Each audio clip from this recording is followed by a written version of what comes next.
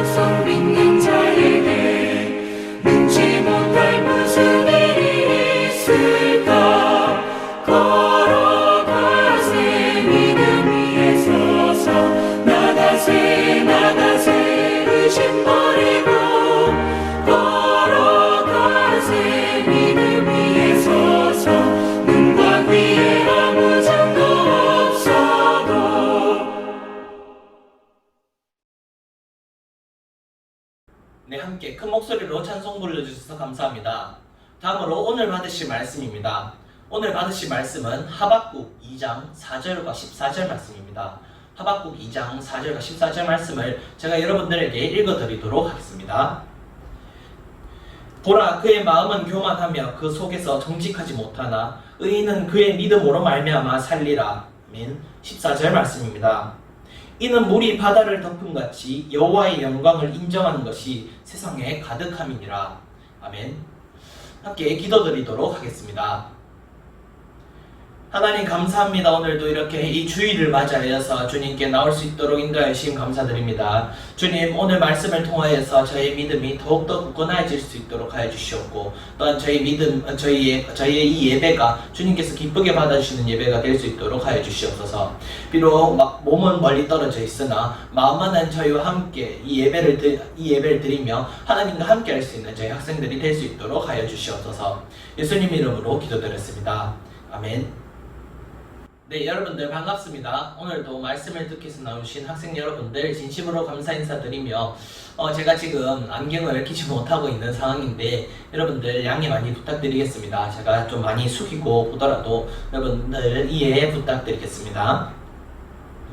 오늘 보니까 성경 하박국의 주인공 하박국 선지자는 이런 고민을 하였다고 합니다. 하나님은 과연 의로우신가?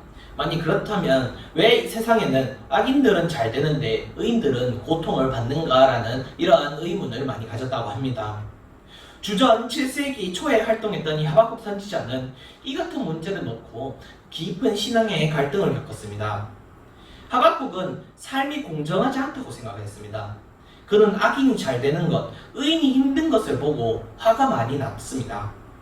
하나님은 자비로우신 하나님이시라면서 자비로우신 하나님이시라면서 왜 의인보다 악인이 더 잘 사는 것인지 하박국 선지자는 이해할 수 없었습니다.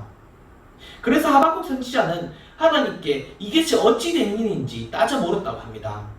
그때 하나님께서는 하박국 선지자에게 이러한 답을 내놓으셨다고 합니다.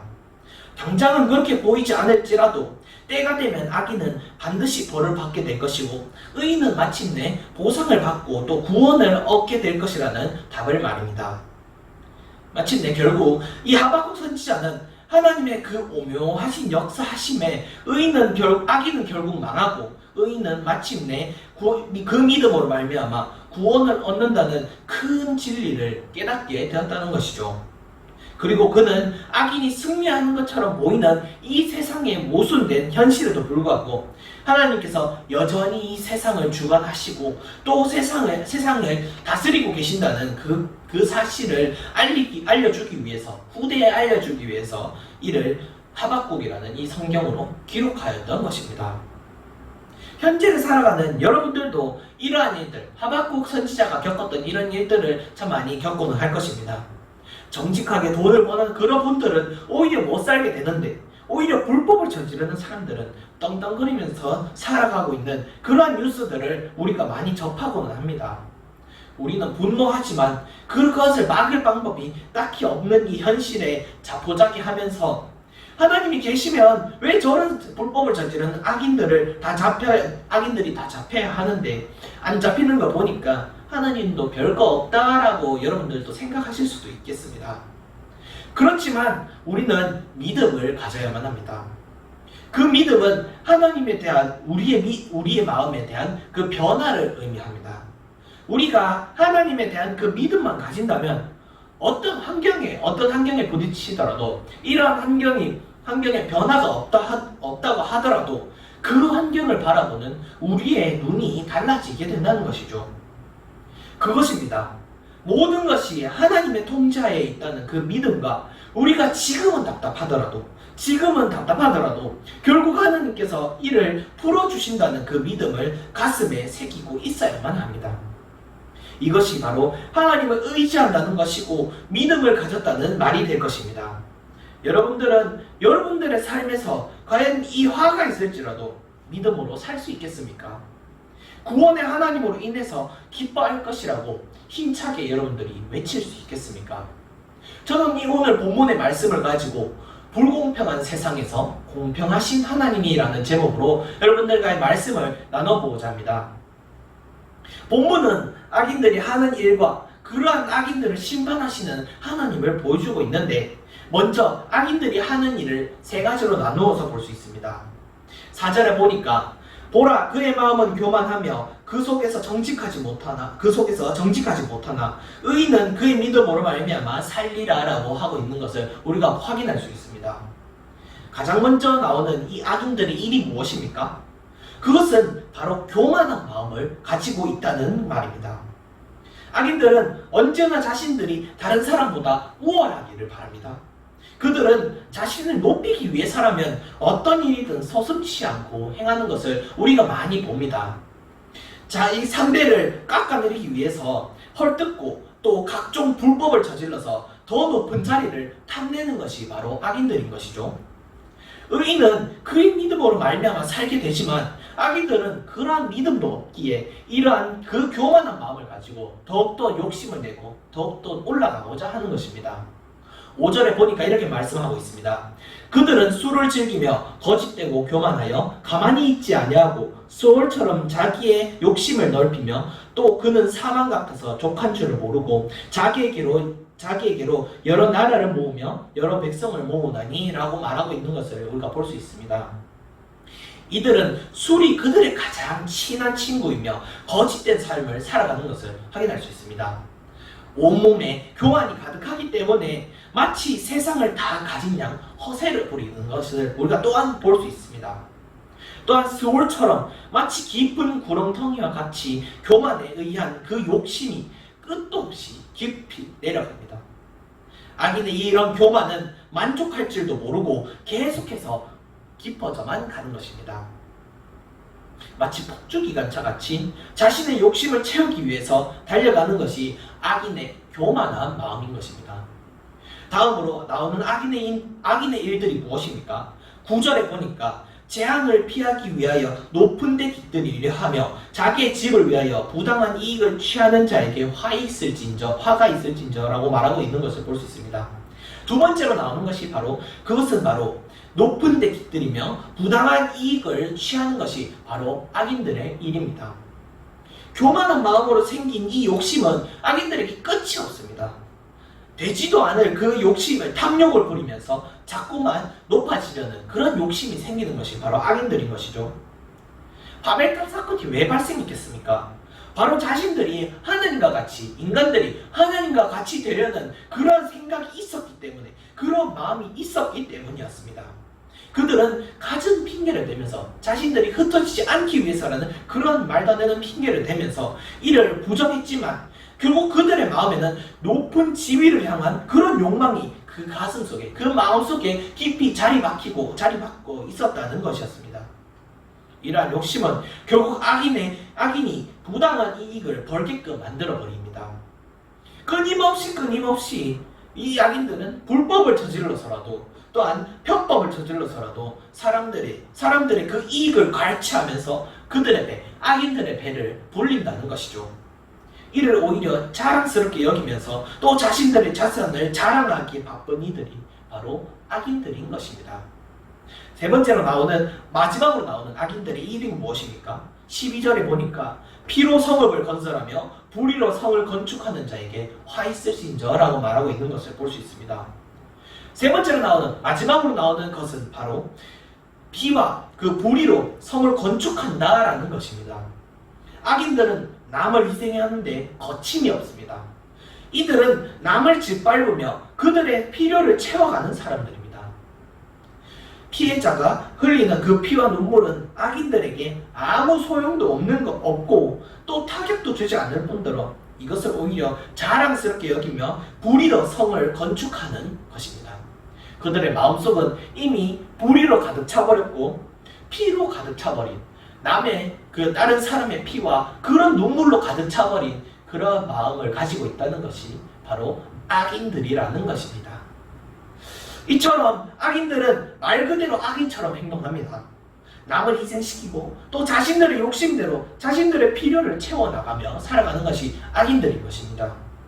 온갖 불의, 온갖 편법을, 온갖 그런 불법을 저지르며 배만 불려나가는 것입니다. 그러나 이제 하나님께서는 그들을 벌 주십니다. 오늘 본문에서 우리는 하나님의 벌로 인해 악인들의 말로가 심히 비참하다라는 것을 특정 언어의 반복을 통해서 확인할 수 있습니다. 6절, 9절, 12절에 공통으로 나오는 것이 바로 화 있을진저라는 말씀입니다.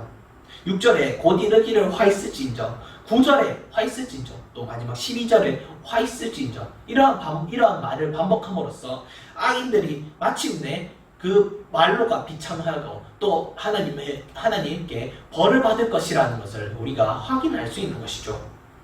그렇습니다. 악인들을 향해서 화 있을진저라는 이 말을 반복하였음을 우리가 알 수 있습니다. 이는 하나님께서 이러한 행동을 한 악인들은 반드시 벌을 주실 것이라는 것을 잘 표현한 말이 바로 이 화 있을진저라는 말일 것입니다. 그렇다면 어떤 악인들이 벌을 받는다는 말입니까? 6, 7, 8절에 보니까 이렇게 말씀하고 있습니다. 그 무리가 다 속담으로 그를 평론하며 조롱하는 시로 그를 풍자하지 않겠느냐. 곧 이르기를 화 있을진저 자기 소유 아닌 것을 모으는 자여 언제까지 이르겠느냐. 볼모 잡은 것으로 무겁게 짐진 자여 너를 억누를 자들이 갑자기 일어나지 않겠느냐. 너를 괴롭힐 자들이 깨어나지 않겠느냐. 내가 그들에게 노략을 당하지 않겠느냐. 내가 여러 나라를 노력하였으므로 그 모든 민족의 남은 자가 너를 노력하리니 이는 내가 사람의 피를 흘렸으며 또 땅과 성읍과 그 안에 모든 주민에게 강포를 행하였음이니라 라고 말하고 있는 것을 우리가 확인할 수 있습니다. 먼저 8절을 보니까 이웃을 노력하였던 악인이 도리어 능력을 받게 될 것을 확인할 수 있습니다. 악인들은 그들의 이웃을 욕보였습니다. 그들의 이웃을 못사게 굴면서 그들의 삶을 망치려고 하였던 것이 바로 악인들이었습니다. 그렇지만 이제 그들은 오히려 굴욕을 겪게 될 것입니다. 불명예와 또 치욕이 그들의 형벌이 될 것이며 사람들에게 조롱과 멸시를 받게 될 것입니다. 최근 이슈가 되고 있는 성범죄자 조두순 같은 사람들이 많은 국민들에게 이러한 대우를 받고 있는 것을 생각해 본다면 이를 잘 알 수 있을 것입니다. 그들이 가지고 있는 그런 많은 것들을 오히려 그들을 올가맬 함정이 되어버린다는 것을 우리는 알 수 있다는 것입니다. 10절 11절에도 이렇게 말씀하고 있습니다. 내가 많은 민족을 멸한 것이 내 집에 욕을 부르며 내 영혼에게 죄를 범하게 하는 것이 되었도다. 담에서 돌이 부르짖고 집에서 들보가 응답하리라 라고 말하는 것을 우리가 확인할 수 있습니다. 10절 다시 보니까 이웃을 멸시하였던 그 악인이 도리어 욕을 먹게 될 것을 확인할 수 있습니다. 악인과 그들의 가족의 안전은 이제 헛되고 부끄럽게 될 것입니다. 이웃을 시기하고 이웃에게 불의를 행한 그 악인은 그 가정이 빈궁해지고 또 죄악으로 일으킨 그 재산이 그들에게 화살이 되어 악인들의 수치가 될 것입니다. 악인들은 이를 숨기려고 합니다. 어떻게든지 이를 넘기기 위해서 갖은 방법을 시도할 것입니다. 그러나 결국 악인의 이러한 행동들조차도 세상에 드러나게 될 것임을 하나님께서는 우리에게 말씀하고 계신다는 것입니다. 속담 낱말은 새가 듣고 반말은 쥐가 듣는다라는 이러한 속담처럼 결국 자신들이 아무리 무죄를 주장한다 할지라도 결국 악인들의 죄는 낱낱이 이 세상에 드러나게 될 것임을 우리는 오늘 이런 본문을 통해서 확인할 수 있는 것입니다.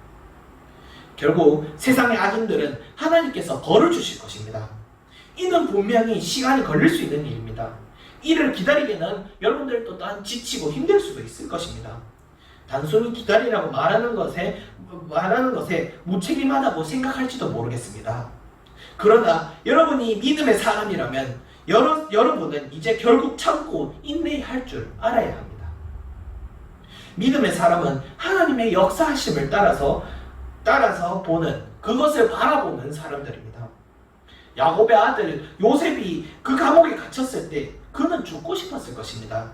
그 누구도 찾지 않는 그 어두운 감옥 속에서, 언제 나갈지 모르는 그 감옥 속에서 홀로 외롭게 지내며 요셉은 아마 하나님을 원망하였을지도 모를 일입니다.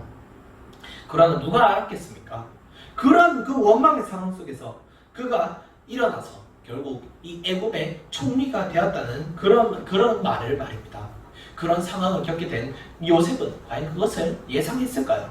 결코 그렇지 않을 것입니다. 오늘 본문에서 의인이 겪은 상황, 그리고 여러분이 겪고 있을 그런 상황도 마찬가지일 것입니다.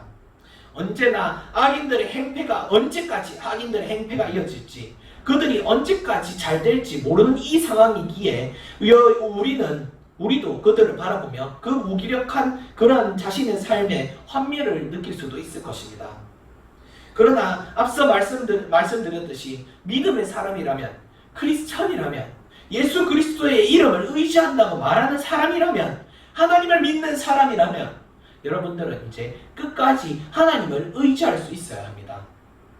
그것이 길의 끝에서 결국 공평을 행하실, 악인들은 벌 주시고 의인들은 결국 잘했다고 칭찬해 주실 하나님을 믿는다는 것이라는 것을 여러분들은 믿으시길 바랍니다.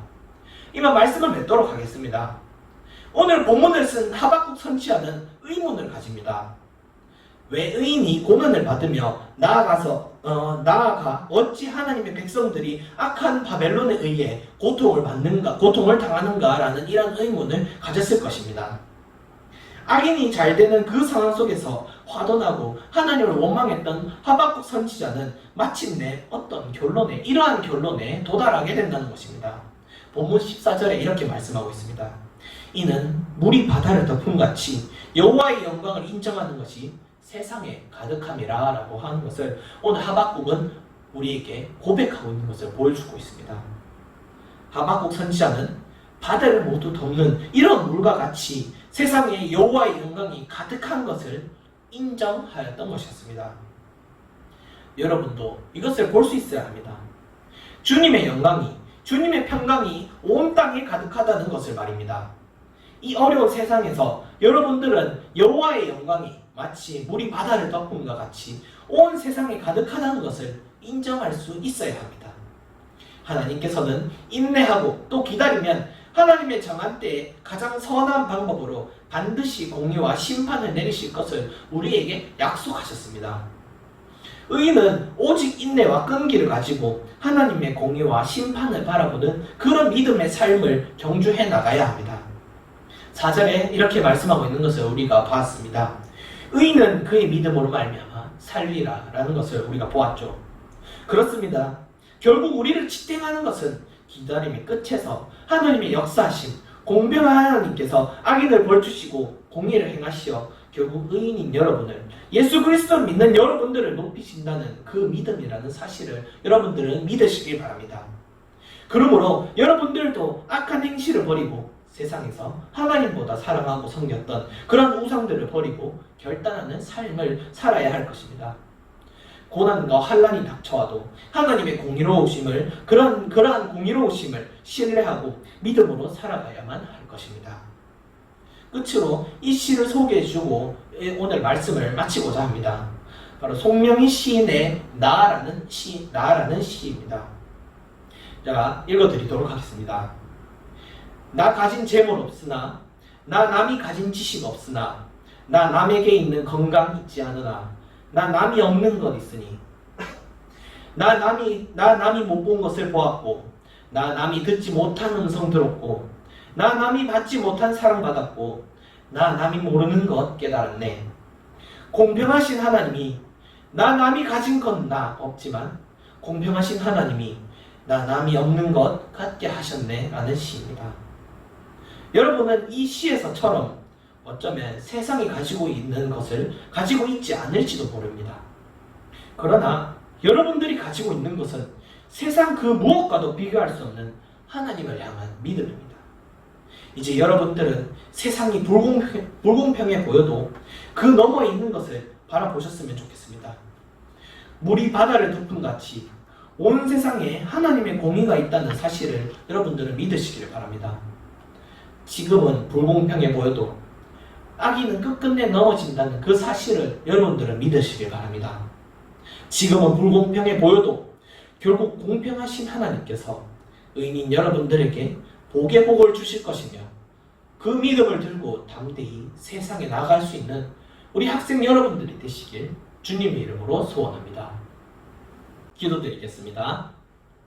하나님 감사합니다. 공평하지 않은 이 세상 속에서 공평하심, 공의로우심이 되어주심에 너무나도 감사합니다.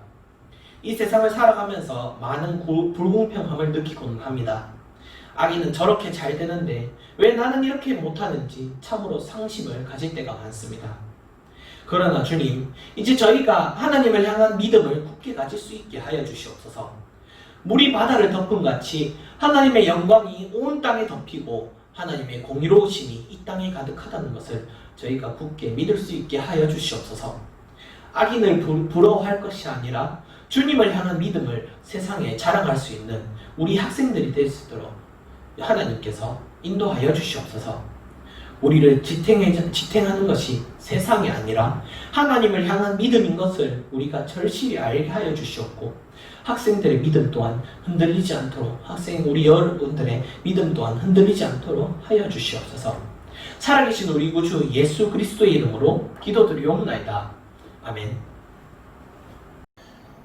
주기도문으로 예배 마치도록 하겠습니다. 하늘에 계신 우리 아버지여, 이름이 거룩히 여김을 받으시오며 나라가 임하시오며 뜻이 하늘에서 이루어진 것 같이 땅에서도 이루어지이다. 오늘날 우리에게 일용할 양식을 주시옵고 우리가 우리에게 죄 지은 자를 사하여 준 것 같이 우리 죄를 사하여 주시옵고 우리를 시험에 들게 하지 마시옵고 다만 악에서 구하시옵소서. 나라와 근사와 영광의 아버지께 영원히 있사옵나이다. 아멘. 네, 마지막으로 광고 있겠습니다. 광고입니다. 현재 코로나 바이러스가 기승을 부리고 있습니다. 우리 학생 여러분들은 외출 시에는 꼭 마스크를 써주시고 외출 후 또 외출 전과 외출 후까지 전부 손을 깨끗이 씻어주시면 감사하겠습니다. 학생 여러분들은 건강에 각별히 유의해 주시면 감사하겠습니다. 마지막으로 2020년 우리의 다짐을 함께 읽어보도록 하겠습니다. 2020년 우리의 다짐입니다. LTN으로 부끄럽지 않은 삶을 삽시다. 예배에 최선을 다하는, 미션을 빠뜨리지 않는, 잃어버린 영혼들을 사랑하는 LTN이 됩시다. 네, 이상으로 예배를 마치도록 하겠습니다. 감사합니다.